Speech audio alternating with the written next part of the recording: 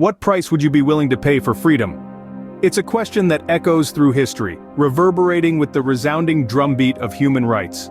For the people of Haiti, the answer was clear: any price. Back in the early 19th century, Haiti, a small island nation in the Caribbean, was under the yoke of French colonial rule. Yet the flame of liberty burned bright. The enslaved people staged a successful revolution, a testament to their courage, resilience, and unyielding desire for freedom. In 1804, they declared their independence, breaking free from the chains of slavery and colonialism.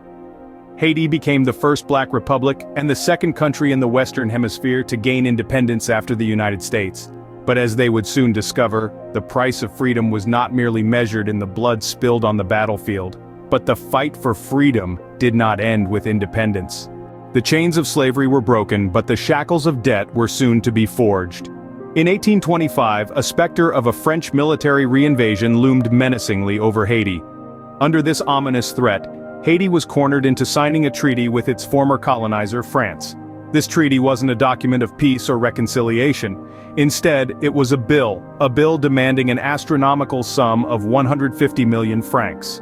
This amount was later reduced to 90 million. But even this was a mountainous debt for the fledgling nation, and what was this money for? It was compensation for French colonists who had lost their lands and slaves during the Revolution. Yes, Haiti was being charged for its own freedom, for tearing off the chains of slavery. The irony was as bitter as it was cruel. This was a price that Haiti, a young nation, would struggle to pay.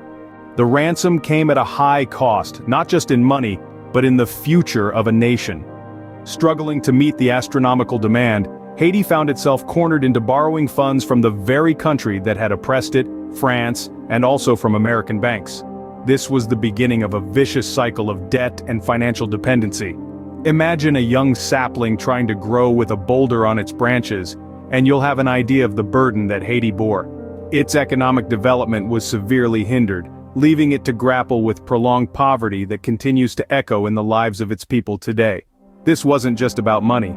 It was the shackles of economic slavery replacing the physical ones, a crippling debt that was passed down from generation to generation like a grim heirloom. The ransom was not just a financial burden, but a blow to Haiti's standing in the world.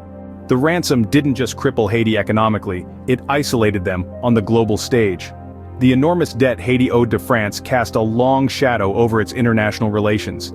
Many nations, particularly those with their own slave systems, hesitated to recognize Haiti's sovereignty.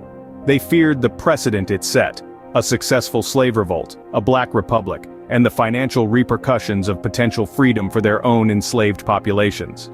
Global perception of Haiti was heavily influenced by this debt. The young nation was seen not as a beacon of freedom but as a cautionary tale, a country burdened by an insurmountable debt. This perception, shaped by the powerful nations of the time, has been difficult to shake off, persisting even into the 21st century. The echoes of this ransom are still heard today. They reverberate in the way Haiti is perceived, its place on the international stage, and the challenges it continues to face.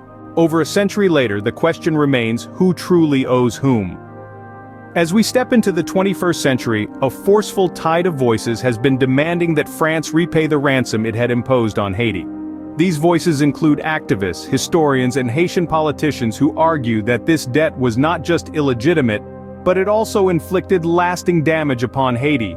They assert that this was not a debt, but an extortion that crippled the young Black republic, pushing it into a vicious cycle of debt and poverty. This call for reparations is not just about rectifying an economic imbalance, it's about acknowledging historical injustices and fostering a path for healing and growth. Yet the debate continues, with questions of historical responsibility and potential reparations stirring intense discussions. As we reflect on the price of freedom, perhaps we should ask ourselves, who should pay the cost?